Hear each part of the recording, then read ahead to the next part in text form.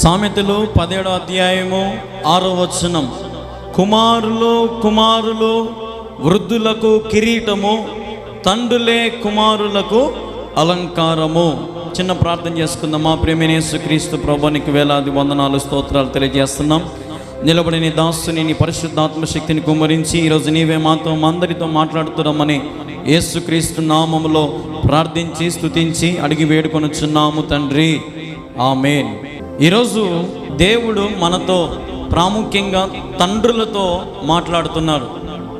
కాబట్టి మీరు శ్రద్ధగా కొద్ది నిమిషాలు తండ్రులు, కాబోయే తండ్రులు, ప్రతి ఒక్కరు కూడా కొద్ది నిమిషాలు ఈ వర్తమానం వినండి. దేవుడు మీ జీవితాల్లో ఉన్నత స్థితికి దేవుడు తీసుకెళ్తాడు. హల్లెలూయా. ఇక్కడ మనం చదివినట్టుగా ప్రియమైన దేవుని వారలారా, కుమారులు వృద్ధులకు కిరీటము, తండ్రులే కుమారులకు అలంకారం.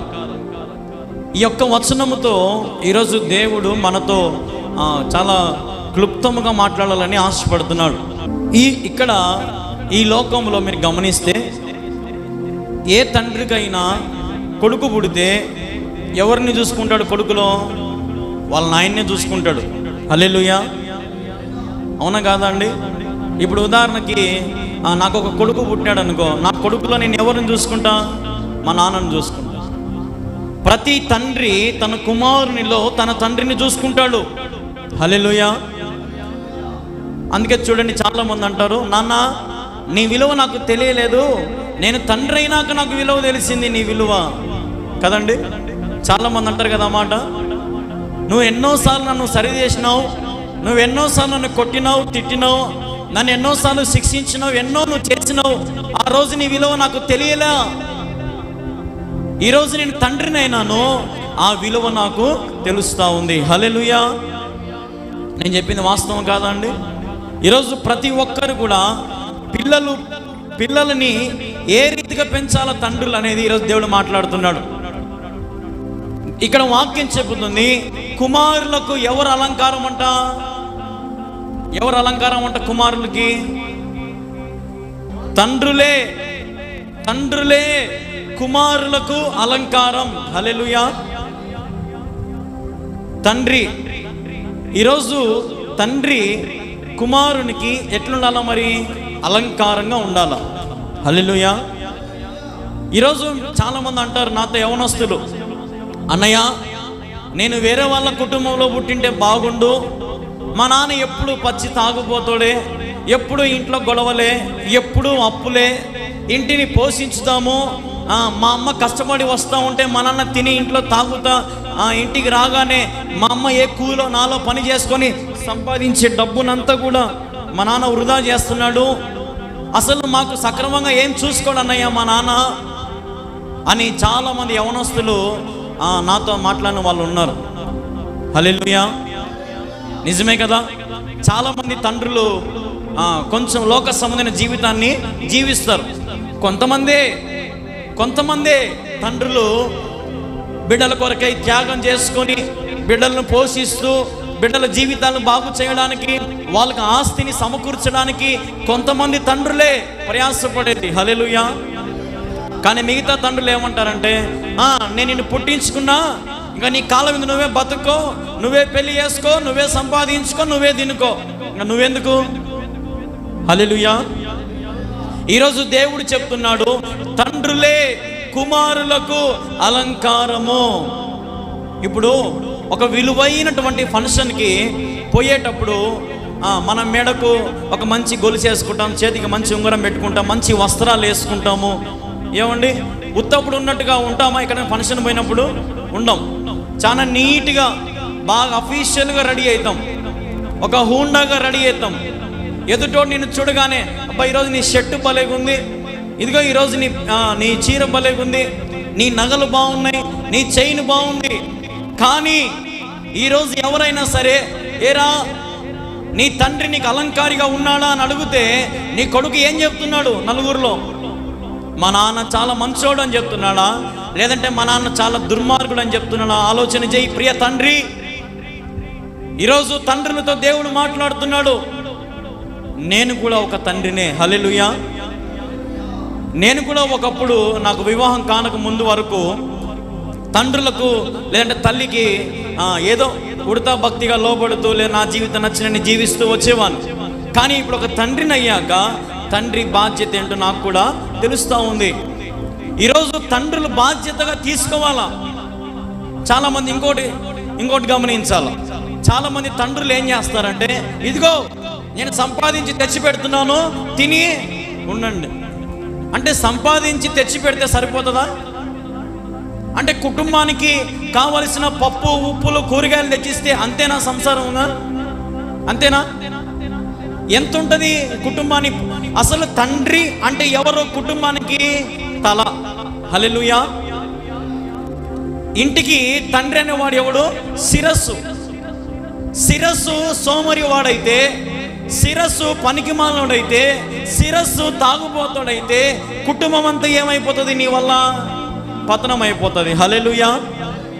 నాశనం అయిపోతుంది. ఈరోజు ప్రియమైన తండ్రులారా, ఈ తండ్రుల దినోత్సవం రోజు సంతోషించి ఉండొచ్చు. నీ కొడుకు నీ దగ్గరికి వచ్చి నాన్న తండ్రుల దినోత్సవం చెప్తేనే మురిసిపోయి నవ్వుతూ ఉండొచ్చు. ఏం చేసావు నీ పిల్లల కోసం? సంపాదించి పెట్టడం కాదు గొప్ప సంగతి, ఆస్తిని సమకూర్చడం కాదు గొప్ప సంగతి, నీ పిల్లలను దేవునిలో నడిపిస్తున్నావా? హల్లెలూయా. అది చేయరు. ఏం చేయరు? దేవుని నడిపడం మాత్రం అస్సలు చేయరు. అటువంటివి చేయరు. ఆస్తిని సంపాదించే వాళ్ళు కొంతమంది ఉంటారు, కొంతమంది ఊరికి అన్నాలు అవి ఇవి తెచ్చిపెట్టే వాళ్ళు ఉంటారు, కొంతమంది వారి బాగుక్షేమాలు చూసేవాళ్ళు కొంతమంది ఉంటారు. అంతే. ఎప్పుడైనా నీ కుమారుని చేయి మీద చేయి పెట్టి, తల చేయి పెట్టి నీ కుమారుని కోసం లేదంటే నీ కుమార్తె కోసం ప్రార్థన చేసిన రోజులున్నాయా? హల్లెలూయా. లేవే. ఏ రోజు చేసావు? ఇస్సాకు, పరిశుద్ధ గ్రంథంలో ఇస్సాకు తన ఒక కుమారుని యాకోబును దీవించాడు. ఏసేపు వచ్చి అడిగాడు, నాన్న నాకు లేవా మరి దీవెనలు? అంటే ఒరే ఇప్పుడే దీవెనలన్నీ మీ అన్నకి ఇచ్చేసిన, యాకోబుకి ఇచ్చేసిన దీవెనలన్నీ, నా దగ్గర ఇంకేమి లేవు, నా దగ్గర శాపాలే ఉన్నాయి. సరే నాన్న అవన్నా నాకి. ఈరోజు గమనించండి, తండ్రుల దీవెన పిల్లలకు చాలా అవసరం. హల్లెలూయా. చాలామంది సిగ్గుపడతారు. నాకు పెళ్ళి అయిపోయింది, నేను పెద్దవాడిని అయిపోయినా, నా తండ్రితో నాకేం పని, నా కాళ్ళ మీద నిలబడుకోనున్నా, నా తండ్రితో నాకేం పని? నో, నీ తండ్రి లేనిది నువ్వు లేవు. హల్లెలూయా. నీ తండ్రి రాత్రింపగలు కష్టపడి, నీ తండ్రి రాత్రింపగలు నిన్ను భుజం మీద ఎత్తుకొని నేను ముదిమొచ్చిన వరకు పెంచాడు. కష్టం వచ్చినప్పుడు నీ కోసం నిలబడ్డాడు. ఈ రోజు వచ్చి ఊరికే ఒక బుకే ఇచ్చో, ఒక కేక్ కోసో, ఒక మంచి వంటలు వండుకొని తిని నానా హ్యాపీ ఫాదర్స్ డే చెప్పడం కాదు బిడ్డ. ప్రియ కుమారుడా, ప్రియ కుమార్తె, నీ తల్లిదండ్రులను ఏం చేయాలా? వాక్యం ఏముంది? నీ తల్లిదండ్రులను నువ్వేం చేయాలా? సన్మానించాలి. హల్లెలూయా.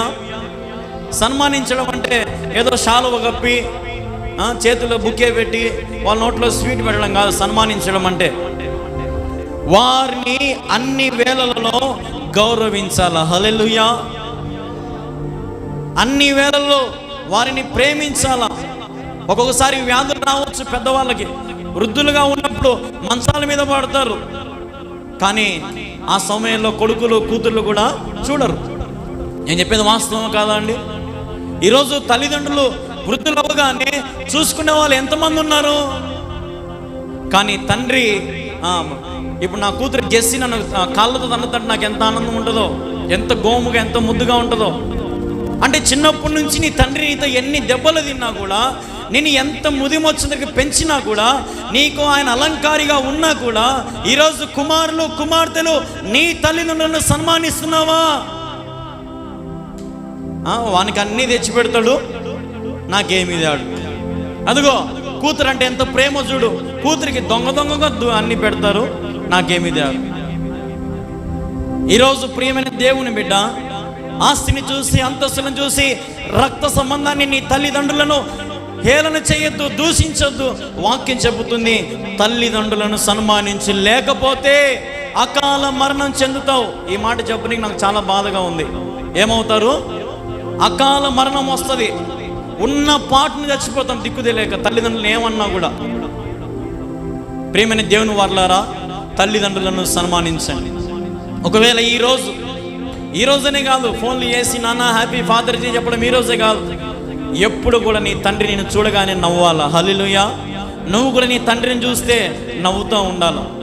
ఈర్ష్యలతో, అసూయలతో, పగలతో నాకేం చేసావు, నాకేం పెట్టావు అని ఎప్పుడు దూషిస్తూ నాయన తిన్నాడా లేదా, అమ్మ తినిందా లేదా అని పట్టించుకునే స్థితిలో ఈరోజు కనపడ్డంలా. ప్రియమైన దేవుని వారలారా, ఈరోజు వాక్యం చెబుతుంది, తండ్రులే కుమారులకు అలంకారం. నువ్వు ఆస్తిని సంపాదించి పెడుతున్నావు, అంతస్తులు కడుతున్నావు, పొలాలు సంపాదిస్తున్నావు, పశువులను సంపాదిస్తున్నావు, అన్నీ తెచ్చి నీ ఇంట్లో పోస్తున్నావు, కానీ నీ కొడుకు హృదయంలో నీకేం రావడంలా, నీ మీద ప్రేమ పుట్టడంలా. ఎందుకు? ఉదయము ఎప్పుడో నీ కొడుకు కానరాకుండా పనికి పోతావు, రాత్రి ఎప్పుడో వచ్చి పనుకుంటావు, వానికి కానరావు, వానితో మాట్లాడు, వానితో సమయం ఉండదు. ఏరా నీ కష్టం ఏంటి, నీ బాధ ఏంటి, ఏం చదువుతావు, ఎక్కడికి వెళ్తావు? ఒక ఆయన అన్నాడు, ఒక ఫిలాసఫర్ అన్నాడు ఈ మాట, father should be like A friend అంట. అంటే తండ్రి ఒక స్నేహితునిలాగా ఉండాలంట కుమారులతో, కొడుకులతో. హల్లెలూయా. ఎట్లుండాలంట తండ్రి? ఒక స్నేహితునిలాగా. నానా ఇదిగో నాకు ఈ సమస్య ఉంది అని నీ దగ్గరకు వచ్చి నీ కొడుకు చెప్తున్నాడా? లేదంటే భయంతో, భీతితో, ఓయమ్మ మా నాన్న చెప్తే కొడతాడు, తిడతాడని పక్కకు మారిపోతున్నారా? ఆలోచన చేయి. కుటుంబం కోసం పరితపిస్తున్నావు, మంచిదే, కానీ కుటుంబంని సరి చేసుకొని నీ పిల్లల తల మీద చేయబెట్టి దీవించు, వారిని ఆశీర్వదించు. ఉదాహరణకి మీకు ఒక సింపుల్ లాజిక్ చెప్తా. మన సీఎం జగన్ సార్ గారు ఎప్పుడు బయటికి వెళ్ళినా విజయం ఏం చేస్తుంది? విజయమ్మ కౌగిలించుకుంటుంది, నాయనా నువ్వు పోయే పని విజయం కావాలి అని బుగ్గ మీద ఏం చేస్తుందామా? ముద్దు పెడతారు. నువ్వు ఒక్క రోజన్నా ఒరే నువ్వు పోయే పని విజయం కావాలి అని అనం మనం. నన్ను ఎదిరించావు, పోతుంది పొరా, నీ పని నాశనం అవుతుంది. ఈరోజు నన్నెట్టు చూసుకునేవు, నువ్వు బతికంతేరా అని తల్లిదండ్రులే పిల్లలను ఏం చేస్తున్నారు? నోటితో దూషిస్తున్నారు, శాపాలు పలుకుతున్నారు. అందుకే వారికి లేనిపోని శాపాలతో, దోషములతో కొట్టిమిటాడుతున్నారు. తండ్రి దీవెన కుమారునికి ప్రతిఫలం అంట. హల్లెలూయా. ఏందంట? తండ్రి దీవెన కుమారునికి ప్రతిఫలం. తండ్రి కడుపు కాల్చుకుంటే కొడుకు కడుపు నిండుతుంది. తండ్రి ఒక ముద్ద తక్కువ తింటే కొడుకు ఒక ముద్ద ఎక్కువ తినొచ్చు. ఈరోజు తండ్రి కష్టపడుతున్నాడు కాబట్టి పిల్లలు, భార్య ఇంట్లో ఫ్యాన్ వేసుకొని, ఏసీ వేసుకొని చల్లగా అనుకొని ఉన్నారు. హల్లెలూయా. ఉదాహరణకి మా నాన్నే తీసుకోండి, దాదాపుగా 15 రోజులైంది విజయవాడలోనే రోడ్డు మీద మంచం మీద, ఆ మంచం మీద పరుపు ఉండదు, ఏముండదు, టెంట్ గూడారం వేసుకుంటారు. ఆ నీళ్ళే తాగాల, దుమ్ము ధూళికి ఆడికే భోజనం వస్తుంది, ఆన్నే తినాలా, ఆన్నే పనుకోవాలా, బాత్రూమ్ బయటికి పోవాలి. మరి మేము ఎట్లున్నాము? చల్లగా ఏసీలలో ఉన్నాం, కార్లలో తిరుగుతున్నాం, మమ్మల్ని ఒక రేంజ్లో పెట్టినాడు. ఉదాహరణకు చెప్తున్నా నేను. అంటే తండ్రి కష్టపడతాడు, కానీ తన పిల్లలు ఏం చేస్తాడు? సుఖపెట్టాలని అనుకుంటాడు. కానీ సుఖపెడితే సరిపోదు, దీవించాలి. హల్లెలూయా. నీ ఆస్తి ఇచ్చావు, అంతస్తులు ఇస్తున్నావు, అన్నీ చేస్తున్నావు, కరెక్టే, కానీ నీ కుమారులు, కుమార్తెలను దీవించు, అదే వారికి అలంకారము. ఏంది? అలంకారము. హల్లెలూయా.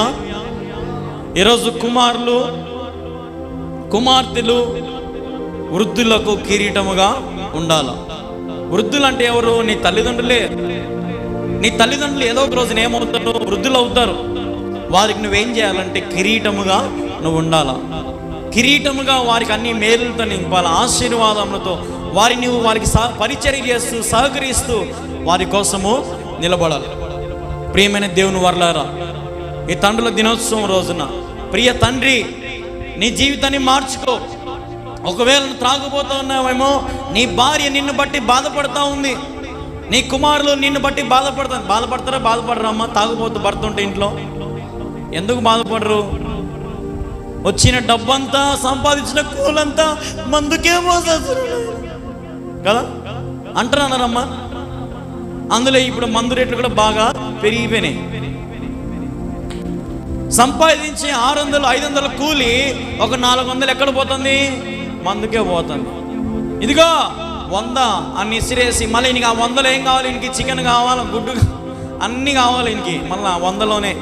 మీ ఇంట్లో వాళ్ళు ఏం తింటారు? భార్య భర్తలు, పిల్లలు.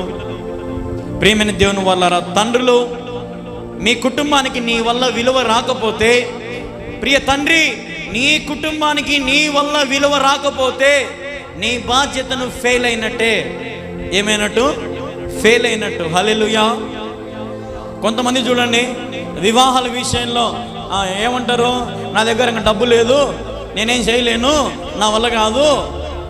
లేదంటే ఏదైనా గర్భఫలం వచ్చినప్పుడు, నానా నువ్వే కదా డబ్బులు పెట్టాల్సిందంటే, నా దగ్గర లేదు, నా వల్ల కాదు. లేదంటే వేరే వేరే విషయాలలో, చదువుల విషయంలో కావచ్చు, కాలేజీ ఫీజులు కట్టాలన్నా కావచ్చు, నేను ఎందుకు కట్టాలా, నాకేమవసరం, నా సంపాదన ఇంతే. అదే నువ్వు త్రాగుకోకుండా ప్రతి రూపాయి కూడబెడతా వస్తే నీ జీవితం, నీ కుమారుల జీవితం ఎట్లుంటుంది? ఈరోజు జ్ఞానముగా ప్రతి రూపాయిని ఖర్చు పెట్టు తండ్రి. హల్లెలూయా. జ్ఞానముగా ప్రతి రూపాయిని ఖర్చు పెట్టు. రేపు అదే నీ కుమారులకు అలంకారం. హల్లెలూయా. నువ్వు వారికి ఆస్తిని ఇవ్వడం అవసరం లే, అంతస్తులు ఇవ్వడం అవసరం లే. వారిని దీవించి వారికి కావలసిన దారిని ఏర్పాటు చేయి. ఏం చేయాల? దారిని ఏర్పాటు చేయి. ఆ దారిలో వారితో పాటు చేయి పట్టుకుని నడుచు. నీకు నేను ఉన్నాను రా, నువ్వు ముందుకెళ్ళు. ప్రియమైన దేవుని వారలారా, తండ్రులు కుమారులకు అలంకారంగా ఉంటే తండ్రులు వెనకల పక్క నుండి సంతోషపడతారంట. హల్లెలూయా. ఇప్పుడు ఉదాహరణకి ఇప్పుడు నేను ఒక గొప్ప ప్రయోజకునైనా అనుకో, నా తండ్రి సంతోషపడతాడా? పడతాడు, చాలా సంతోషపడతాడు. కానీ నా పొజిషన్లో ఉండాలనుకుంటాడా? అనుకుంటాడట ఏ తండ్రి అయినా. వాని అనవసరంగా పెద్ద చేసినా, వాని అనవసరంగా ఉన్నత స్థితికి తీసుకోపోయినా, వాని స్థానంలో నేను పోయి ఉండాలనుకుంటాడా? అనుకోడు. నా కొడుకు పెద్దవాడు, నా కొడుకు ప్రయోజకుడు అని ఎంత గర్వంగా చెప్పుకుంటాడు. కాబట్టి ప్రియమైన దేవుని వాళ్ళారా, ఈరోజు తండ్రిగా నీ బాధ్యతను స్వీకరించి నీ కుటుంబాన్ని ఒక ఉన్నత స్థితికి తీసుకెళ్ళు. ఎవరు నీకు వచ్చి సహాయం చేయరు. నీ తమ్ముడో, నీ అన్ననో, లేదంటే నీ వారో, వాళ్ళు ఎవరు వచ్చి నీకు సహాయం చేయరు. నీ కష్టమే నిన్ను దీవిస్తుంది, నీ పిల్లల్ని దీవిస్తుంది, ఆశీర్వదిస్తుంది. లేనిపోని శాపాలు తెచ్చి ఇంట్లో పిల్లల మీద రుద్దొద్దు. మోసకరమైన సొమ్మును తెచ్చి, మోసకరమైన పాపములు చేసి, మోసకరమైన తప్పులు చేసి నీ పిల్లలకు నా దోషాలు, శాపాలు వచ్చేటట్టు చేయొద్దు. నేను ఇందాక ఒకటొక మాట చెప్పిన, తండ్రి దీవెనే కుమారులకు కుమార్తెలకు ఏందంట? ప్రతిఫలం. హల్లెలూయా. కాబట్టి నీ వల్ల నీ కుటుంబానికి మేలే జరగాలి కానీ కీడు జరగద్దు. అది తండ్రి బాధ్యత. ఇప్పుడు ఉదాహరణకి యేసయ్య తన తండ్రిని అడిగాడు, యేసయ్య తండ్రి, ఇదిగో నేను పాపుల కోసం ఈ లోకానికి వెళ్తాను, వారి కోసం మరణిస్తాను, వారి ప్రతి పాపమును నా రక్తముతో కడిగి పవిత్రపరుస్తాను, నా రక్తము చిందించబడితేనే ప్రతి పాపము పోతుంది అని అంటే తండ్రి, ఒరే వద్దులేరా కొడుక, ఎందుకు లేరా, ఒరే వద్దులేరా అన్నాడా? ఏం పోవద్దులేరా, ఉండ్రా అని అన్నాడా? అనలేదే. సరే, కొడుకు ప్రయోజకుడు కావడానికి తండ్రి ఏం చేసినాడు? చేతులు వదిలేసినాడు. ఈరోజు యేసుక్రీస్తు ప్రభు తెలియని వాడు ఎవడైనా ఉన్నాడా? లేడు. అంటే దాని అర్థమైంది, ఆయన విజయోత్సవంలో ఉన్నాడు. హల్లెలూయా. విజయం పొందుకున్నాడు ఆయన, మరణాన్ని జయించాడు ఆయన. ఎవరి వల్ల అంటే ఎంకల తండ్రి సపోర్ట్ ఉంది. హల్లెలూయా. యెహోవా దేవుని సపోర్ట్ ఉంది యేసయ్యకు. అందుకే తండ్రి నా ఆత్మను నీకు అప్పగించుచున్నాను. హల్లెలూయా. ఏమన్నాడు? లాస్ట్ మాట అదే. అంటే చాలామంది ఇది కూడా గమనించాలా. చాలామంది తండ్రులు ఏమంటారంటే, ఏంది వాడు ఎప్పుడు నా పేరు చెప్పడు, ఎప్పుడు నా గురించి ఆడే చెప్పడే, ఎప్పుడు వాంది వాడే చెప్పుకుంటాడంటే, అవకాశం వచ్చినప్పుడు చెప్తాడు ఏ కొడుకైనా, ఏ కుమారుడైనా. హల్లెలూయా. ప్రతి విధమైనటువంటి స్థలములలో ఎక్కడ పడతాక నీ కుమారుని ఘనత ఇవ్వడు. ఎక్కడ నీకు ఘనత రావాలో అక్కడ నీ ఘనతనిస్తాడు. హల్లెలూయా. ఈరోజు నీకు ఘనత కావాలా? తండ్రిగా నీ బాధ్యత నెరవేర్చుకొని ఆశపడుతున్నావా? అయితే నీ బాధ్యతను ప్రభువు నీకు దీవిస్తాడు. హల్లెలూయా. ప్రియమైన దేవుని వారలారా, ఈరోజు ప్రభు సన్నిధికి వచ్చావు, ప్రభు సన్నిధిలో ఆయన మహింపరుస్తున్నావు, స్తుతిస్తున్నావు. అయితే నీ కుమారులకు నువ్వు అలంకారిగా ఉండు, కుమారులకు అలంకారిగా ఉండు. అలంకారము నువ్వు ధరించుకుంటే ఆటోమేటిక్గా నీ కొడుకులు కూడా కుమార్తెలు కూడా సంతోషంగా ఉంటారు. మొదటగా యేసయ్యను నమ్ముకోండి. మొదటగా తండ్రులు రక్షణ పొందండి, మారు మనసు పొందండి, బాప్తీసం పొందండి. ఉదయాన్నే లేచి నీ భార్యతో చేయి కలిపి ప్రార్థన చేసే అలవాటు నేర్చుకో. ఇద్దరు కలిసి ప్రార్థన చేయండి నీ పిల్లల కోసం. తల్లిదండ్రులు చేయాల్సిన పని ఏంటంటే మొదటగా ఆ పని ఏం పని అంటే పిల్లలు నిద్రపోయేటప్పుడు లేదంటే వాళ్ళు ఎక్కడికైనా పోయేటప్పుడు వారి తలని ఇచ్చే వీటినైనా ఆల్ ది బెస్ట్ అయినా పోయి రండి, మీరు పోయే ప్రతి పని మీకు జయం కలుగుతుంది అని దీవించి పంపాలా. ఎప్పుడు పోయినా వాడు నన్ను తిట్టినాడు, ఏదో నా కూతురు నా మీద అలిగింది అని నీ పిల్లల మీద నువ్వు దూషణలు పలికినావు అనుకో, శాపాలు పలికినావు అనుకో, వారు ఏమవుతారంటే ప్రయోజకులు అవ్వరు. కాబట్టి ప్రియమైన తండ్రులకు, ప్రియమైనటువంటి కుమారునిగా నేను మీకు తెలియజేస్తున్నాను, మీ కుమారులకు మీరు అలంకారంగా ఉండండి. ఎట్లుండాలా? మీ కుమారులకు కుమార్తెలకు అలంకారంగా ఉండాలా. ఎవర్రా వీడు ఇంత బాగున్నాడు, ఎవర్రా వీని చెక్కిందంటే అదిగో వాళ్ళ తండ్రే వీనిట్లా చెక్కినాడు. హల్లెలూయా. నిన్ను బట్టి నీ తండ్రి ఎవరు చెప్పాలా? ఈరోజు నువ్వు అలంకారంగా బాగున్నావు అనుకో, వాళ్ళ నాన్న వల్లే వీడు ఈరోజు ఇటు ఉన్నాడు, వాళ్ళ నాయన వల్లనే ఈరోజు వీళ్ళు దీవించబడినారు. ఇదిగో వాళ్ళ నాయన వల్లనే, వాళ్ళ ఆయన రాత్రి పగలు కష్టపడి చేసిన పని వల్లే ఈరోజు వీళ్ళు దీవించబడ్డారు. ఎంత మంచి మాట అది కదా. ఈరోజు అటువంటి తండ్రులు చాలామంది తక్కువైపోయినారు. నాతోనే చాలామంది అన్నారు, పుట్టించినాము అయిపోయింది, ఇంకా ఒక 10 ఏళ్ళ వరకు సాగుతాము, ఇంకా అయిపోయా, వదిలేస్తాము, వాడు బతుకుతాడు, పోతాడు. ఈరోజు అటువంటి తండ్రులు ఉన్నారు. జాగ్రత్త. తండ్రులారా మీ కుమారులు కుమార్తెలను ఉన్నత స్థితికి తీసుకెళ్లేంత వరకు వారి చేతిని మీరు విడిచిపెట్టద్దు. హల్లెలూయా. వారిని ఉన్నత స్థితికి తీసుకెళ్ళండి. మీ సాయ శక్తుల వరకు ప్రయత్నం చేయండి. వాడు నాయన నా వల్ల కాదు, అమ్మ నా వల్ల కాదు అంటాడు. అమ్మ నేను ఈ పెళ్లి చేసుకున్నామ్మా, అమ్మ నాకు ఇది మంచిది కాదమ్మా. మంచిదైతే తల్లిదండ్రులు ఏం చేయాలా? సమకూర్చాలా. మేలు జరుగుటకై సమస్తము సమకూడి జరుగుతున్నవి. హల్లెలూయా.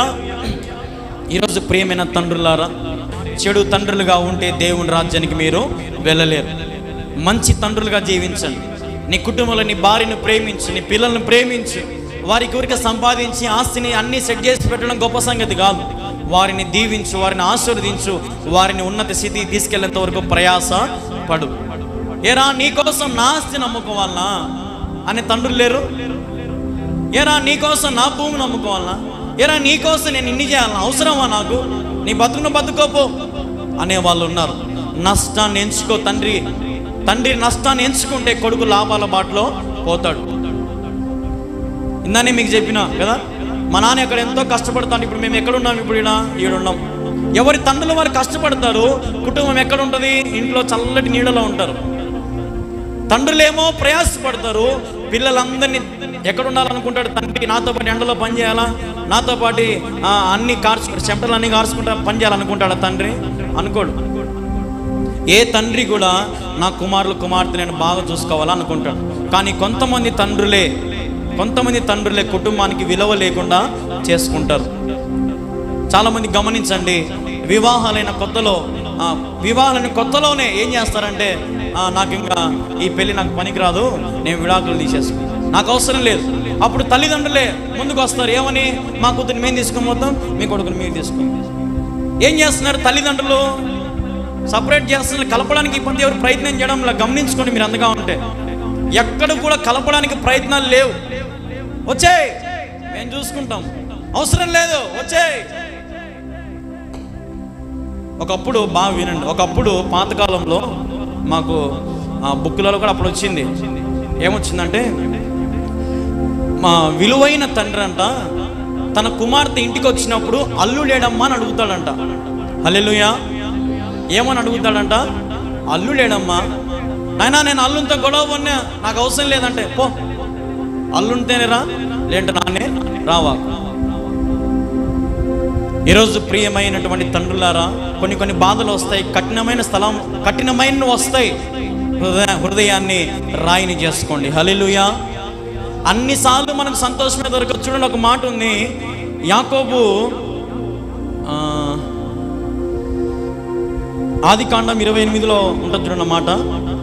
ఆదికాండము 28:10 యాకోబు బెర్షెబా నుండి బయలుదేరి హోరాను వైపు వెళ్ళుచు ఒక చోట చేరి ప్రొద్దుగ్రూకినందున అక్కడ రాత్రి నిలిచిపోయి ఆ చోటి రాళ్లలో ఒకటి తీసుకొని తనకు తలగడగా చేసుకొని అక్కడ పండుకొనెను. హల్లెలూయా. యాకోబు బెర్షెబా నుంచి బయలుదేరి ఒక ప్రాంతానికి పోయినాడు. ఆ ప్రాంతం అంతా ఎట్లుందంటే మొత్తం రాళ్లతో నిండిపోయింది. దేంతో?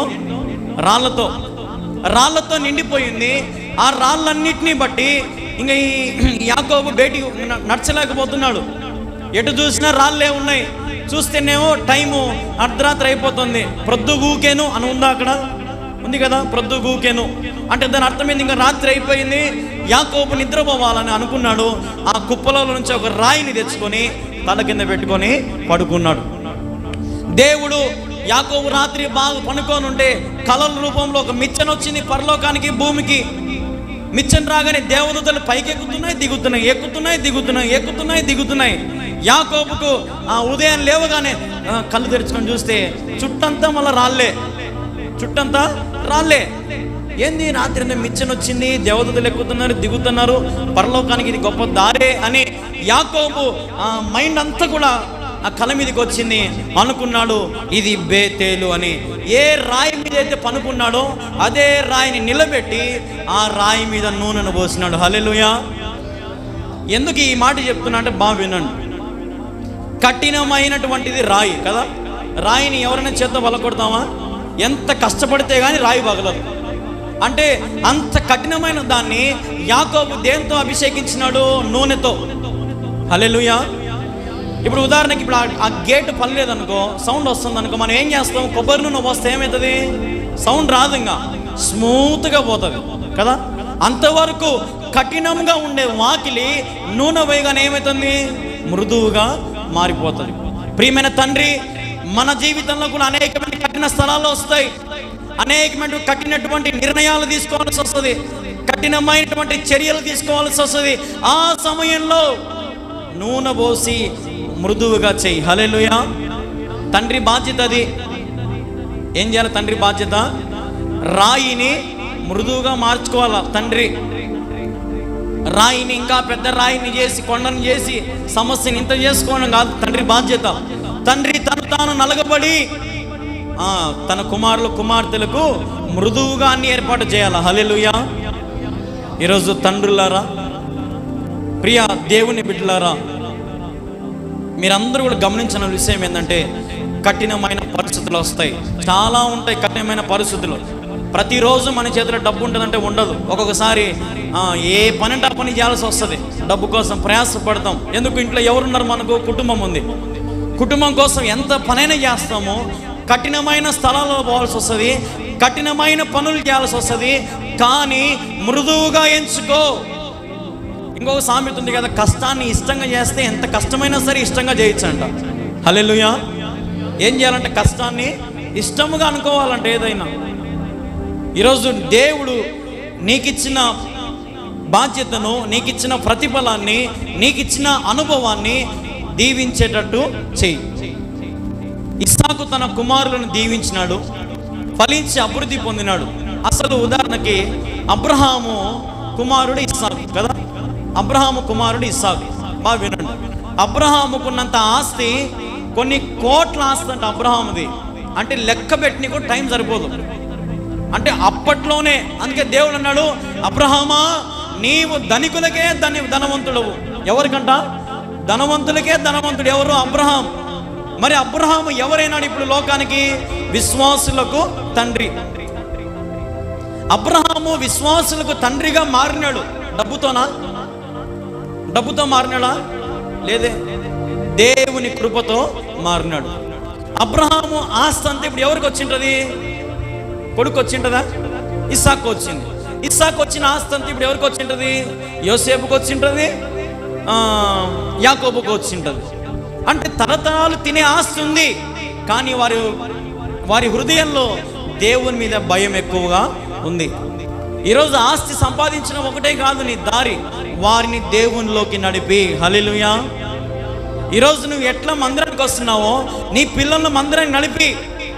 ఈరోజు నీ పిల్లలు రాకపోతే రేపు వాళ్ళ పిల్లలు వస్తారమ్మా చర్చికి?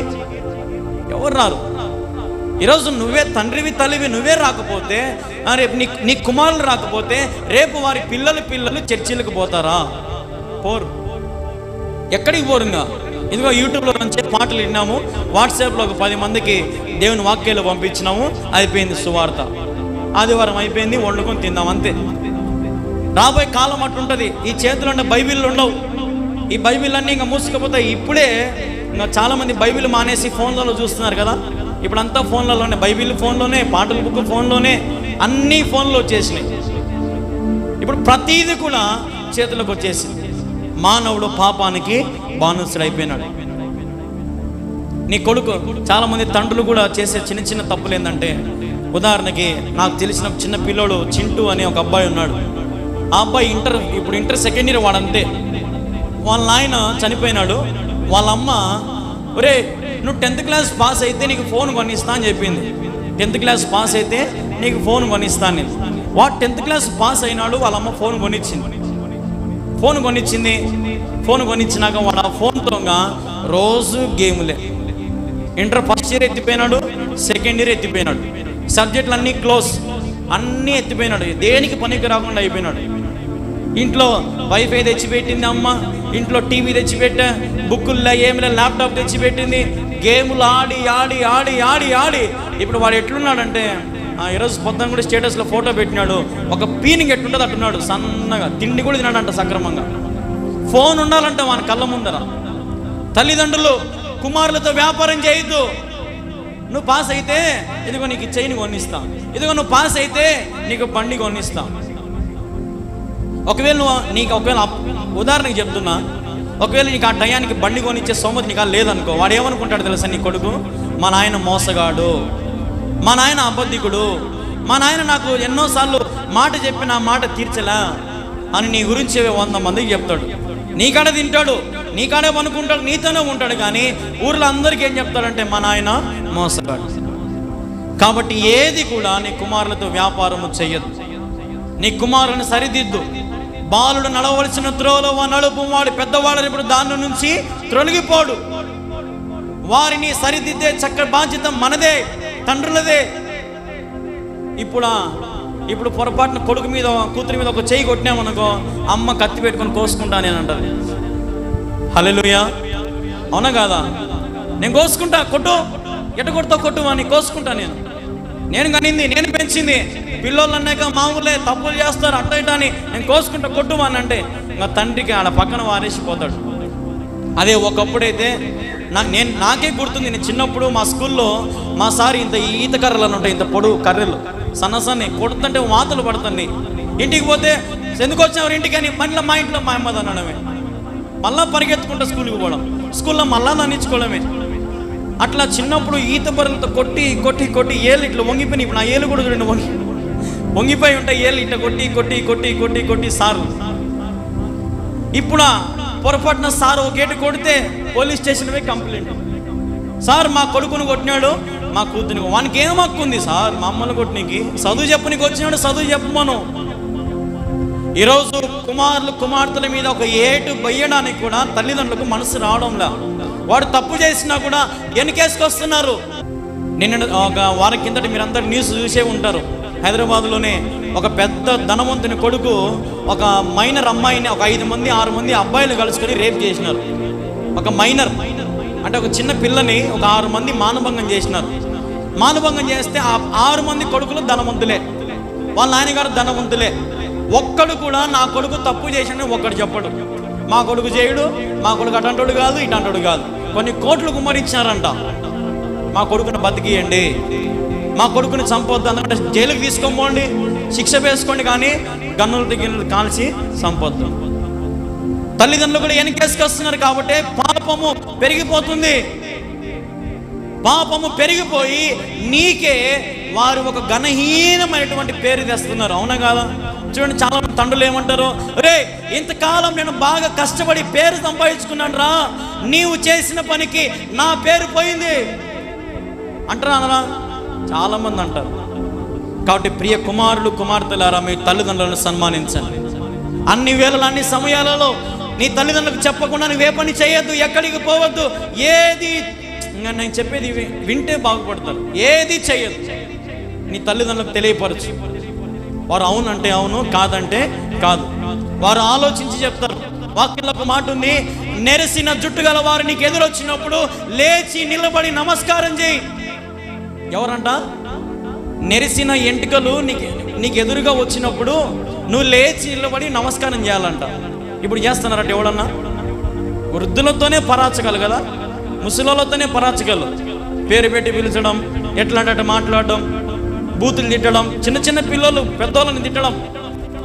కానీ వాక్యం తెలియజేస్తూ ఉంది, నెరిసిన వెంట్రుకలు నీకు ఎదురైనప్పుడు లేచి నిలబడి వారికి నమస్కారం చేయి. హల్లెలూయా. నీ తల్లిదండ్రులను సన్మానిస్తున్నావు, వృద్ధులను సన్మానిస్తున్నావు, వారి అనుభవాలను కూడా నేర్చుకో. వారి అనుభవాలను నేర్చుకో. చాలామందికి ఒకవేళ, ఉదాహరణకు చెప్తున్నా, ఒకవేళ మీకు ఇక్కడ కొంతమందికి తండ్రులు లేకపోయి ఉండొచ్చు, లేదంటే లైవ్లో చూసిన వారికి నాకు తండ్రి లేని అయినా చచ్చిపోయినాడు అనుకోవచ్చు. కానీ నేను మీకు ఆత్మీయమైనటువంటి తండ్రినే. I am your spiritual father. నేను మీ అందరికీ ఆత్మీయమైన తండ్రిని. నన్ను మీరు తండ్రిగా స్వీకరించవచ్చు. నాకంటే చిన్నపిల్లనైనా అనుకోవడం అవసరం లేదు. ఆత్మీయమైనటువంటి తండ్రి మీకు దొరికినప్పుడు దేవుని పాదాల దగ్గర పడి సంతోషించాలి. హల్లెలూయా. ఈరోజు ఎంతోమంది, ఒక సేవకుడు, ఒక పెద్ద సేవకుడు నాకు మెసేజ్ పెట్టినాడు, హ్యాపీ ఫాదర్స్ డే డాడీ. ఏమన్నా నన్ను ఆయన డాడీ, పెద్ద ఆయన, హ్యాపీ ఫాదర్స్ డే డాడీ. ఎంత సంతోషం వేసిందంటే అంత సంతోషం వేసింది. ఈరోజు నీ తండ్రి నీకు లేకపోయి ఉండొచ్చు, ఒకవేళ నీ తండ్రిని నీ విడిచిపెట్టి ఉండొచ్చు, కానీ పరమ తండ్రి మన పక్షాన ఉన్నాడు. ఆయన చెప్పిన మాటకు తల వంచి శిరస్సు వంచి ఆయన మాటని వింటే నీవు కూడా ఏమవుతావు? అలంకరించబడతావు. హల్లెలూయా. అలంకరించబడితే ఇప్పుడు బూసిపోయిన ఇల్లు కూడా ఎట్టుంటుంది? అందంగా ఉంటుంది. అవునా కదా? ఇప్పుడు బూసిపోయిన ఇల్లు అంతా బాగా రంగులు పోసి బాగా పెయింట్ వేసి మంచి అంత అలంకరణ చేసినా మనకు ఎట్లుంటుంది? ఇల్లుగా సూపర్గా ఉంటుంది. ఇప్పుడు మన జీవితం కూడా బూజుతో, మస్కతో, పాపముతో, కల్మషంతో నిండిపోయింది. ప్రభు యొద్దకు రా, నీ తండ్రి యొద్దకు పో. తండ్రి నన్ను దీవించు, అదే నాకు అలంకారం. హల్లెలూయా. ఉదాహరణకి చాలామంది అంటారు కదా తల్లిదండ్రులని, మీరు చచ్చిపోతేనే మేలు. చాలామంది అంటారు మగాన్నే, మీరు చచ్చిపోయేది మేలు, మాకు ఏం సంపాదించి పెట్టినా చచ్చిపోండి అని అంటారు. నేను ఒకటి మాట చెప్తా, తల్లిదండ్రులు చచ్చిపోతే ఈ లోకంలో మనకు విలువ ఉండదు. అవునా కదా? తల్లిదండ్రులు చచ్చిపోతే మనకు విలువ ఉండదు. మీరు ఎవరినైనా అడగండి, తల్లిదండ్రులు చచ్చిపోతే మనకు విలువ ఉండదు, పట్టించుకో. భర్త చచ్చిపోయినా అంతే. భర్త చచ్చిపోయినా భార్యకి ఏముండదు? విలువ ఉండదు. మళ్ళీ భార్య చచ్చిపోయినా భర్తకు అంత ఇంత కొంచెం పేరు ప్రఖ్యాతులు ఉంటాయి. కానీ శిరస్సు, కుటుంబంలో ఉన్నటువంటి శిరస్సు మరణిస్తే, పెద్దలు మరణిస్తే నీ వైపు ఎవడు చూడు. హల్లెలూయా. కాబట్టి నీ శిరస్సును గౌరవించు. ఎవరిని గౌరవించాలా? నీ శిరస్సును గౌరవించు. నీ భర్తనైనా లేదా నీ తండ్రినైనా.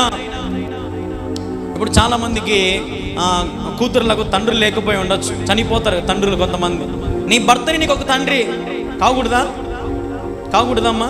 భర్త తండ్రిగా ఉండకూడదా? ఇప్పుడు మామూలుగా ఉదాహరణకి ఆలోచన చేయండి. భర్త తండ్రి పొజిషన్ తీసుకుంటాడు, కూతురు భార్య పొజిషన్, కూతురు పొజిషన్, ఇంట్లో వంట చేస్తాడు. ఒకవేళ భార్య బాగలేదంటే, లేదంటే ఈయన బట్టలు ఉతుకమంటే బట్టలు ఉతుకుతాడు, ఎక్కడికైనా ఏదైనా చేయమంటే చేస్తాడు. భర్త తండ్రి ఏ పనైనా చేస్తాడు, చేయకుండా ఉంటాడా? ఏ పనైనా చేస్తాడు. కానీ ఈరోజు కుటుంబము ఆ విషయం తెలుసుకోలేకపోతా ఉంది.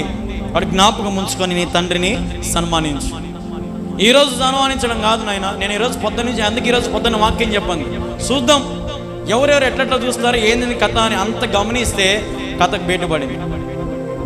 ఈరోజు చెప్పడం కాదు, హ్యాపీ ఫాదర్స్ డే నాయన బంగారు కొండ అని. అనుదినము నీ తల్లిదండ్రులను సన్మానించు. నీ తండ్రి కోసం, తల్లి కోసం రోజు ప్రార్థన చేయి. నీ తల్లిదండ్రులు మీరు కూడా మీ కుమారుడి కోసం ప్రార్థనలు చేయండి. ప్రార్థనలు చేసుకుంటూ ప్రభు సన్నిధికి ఎదిగితే సైతాన్ వస్తుందా మన మధ్యలోకి? ఇంకా రాదు. నష్టపోతాం మనము, నష్టపోం. ఆరోగ్యం క్షీణించిపోతుందా? పోదు. అన్నీ బాగుంటాయి దేవుళ్ళలో మనం బాగుంటే. హల్లెలూయా. కాబట్టి ఆస్తుల్ని సంపాదించడం కోసం రాత్రింపగలు ప్రయాసపడుతున్నావేమో తండ్రి. నువ్వెంత ఆస్తి సంపాదించినా నీకు మిగిలేది సున్నానే. నేను ఎవడు చూసుకోడు. వారికి ప్రేమ పంచిపెట్టు, వారికి ప్రేమను పంచిపెట్టు. ఒకవేళ నీ ఇంట్లో నీకు వేరే ఊరు నుంచి ఎక్కడి నుంచి కోడలు వచ్చి ఉంటుంది. కోడలికి నువ్వు మామగా ఉండద్దు, తండ్రిగా ఉండు. హల్లెలూయా. ఎట్లుండాలా? కోడలికి నువ్వు తండ్రిగా ఉండు. తండ్రిగా అన్ని పంచుకో. ఏం కావాలమ్మా నీకు, ఏం కావాలో చెప్పమ్మా అని ఒక కూతురుతో, నీ కూతురిని ఎట్లా చూసుకుంటావో ఇంటికి వచ్చి కోడల్ని కూడా అట్నే చూడు. అమ్మ నీ కూతురిలాగా చూసుకో. అట్లా చూడరు మనం. ఒక పని మనిషిలాగా ఎక్కడి నుంచి వచ్చింది, ఏదో తెచ్చింది, ఒక పని మనిషి మన ఇంట్లో. అంటే కూతురేమో చైర్లో కూర్చోవచ్చు, కోడలేమో కింద కూర్చోవాలి. అట్లా ఎప్పుడు భేదాలు పెట్టుకోవద్దు. తండ్రి బాధ్యత తీసుకో. నీ కుటుంబంలో 100 మంది వచ్చినా నీవు తండ్రివని మర్చిపోవద్దు. హల్లెలూయా. ఒక తండ్రి అన్నాడు తన కుమారులతో, ఎంతని నేను సాకాలరా, పో నీ భార్యను ఉద్యోగం పంపి, నువ్వు ఉద్యోగం నువ్వు, ఆమెను ఉద్యోగం బొమ్మను, ఆమెను ఉద్యోగం, మీ అమ్మను బొమ్మను, అందరూ బొమ్మను. నువ్వేం చేస్తావు? ఇక్కడ తాగి అనుకుంటావా? నువ్వేం చేస్తావు నాయన? వాళ్ళందరికీ తెచ్చేది వాళ్ళు కూలి చేసుకుని కష్టపడి రాత్రి వాళ్ళు కష్టపడితే ఏదో ఒక అప్పుడప్పుడు సినిమాలలో కూడా చూపిస్తారు కదా, భార్య పోయి ఇంట్లో ఉప్పు డబ్బాలు దాచిపెట్టుకుంటే భర్త తాగుడుపోతాడు. ఏం చేస్తాడు? ఆ డబ్బాను వల్లకొట్టి ఆ డబ్బాను అంతా తీసుకొని పోతాడు. అంటే ఇంట్లో అట్లా కొంతమంది తండ్రులు ఉంటారు కొన్ని ఇళ్లలో. కానీ చెప్తున్నాను తండ్రులారా, మారండి. నీకు విలువ తెచ్చుకో. నీకు విలువ నువ్వే తెచ్చుకో. నీకు విలువ దేవుడు ఇస్తాడు. ప్రభు సన్నిధికి రా. నీ కుటుంబాన్ని ప్రభు సన్నిధికి నడిపించు. ప్రభు సన్నిధిలో దీవించబడతారు. మీ కుమారులు కూడా దీవించబడతారు. ఒకటే ఒక మాట, తండ్రి నీ దీవెన నీ కుమారులు కుమార్తెలకు అలంకారము. హల్లెలూయా. కాబట్టి దీవించడం మర్చిపోవద్దు. శాపాలు పెట్టద్దు, దూషించద్దు, బూతులు తిట్టద్దు. దేవుడు నీకు గర్భఫలం ఇచ్చాడు, బహుమానం అది. ఏం బహుమానం అది? గర్భఫలం. దేవుడిచ్చి బహుమానం. మరి దేవుడిచ్చిన బహుమానాన్ని ఎట్లంటే కొంతమంది తిడతారు కదా, కన్న కొడుకులైనా కన్న కూతురులైనా సరే నోటికొచ్చిన బూతులని తిడతారు. ఎవరని? నా కడుపును పుట్టింది కదా, ఇది నా కడుపును పుట్టినాడు కదా, ఎట్లా చూసుకోవాలా అని అది జ్ఞానం ఉండదు. వారినే బూతులు, వారితోనే పరాచకాలు, వారితోనే తిట్టించుకోవడము, వారితోనే పట్టించుకోవడం. హుండాగా ఉండండి. ఎట్లా? హుండాగా ఉండండి. మా నాన్న నా పక్కన ఉంటే నేను ఏమైనా చేయగలను అన్న ధైర్యం రావాలని కొడుక్కి.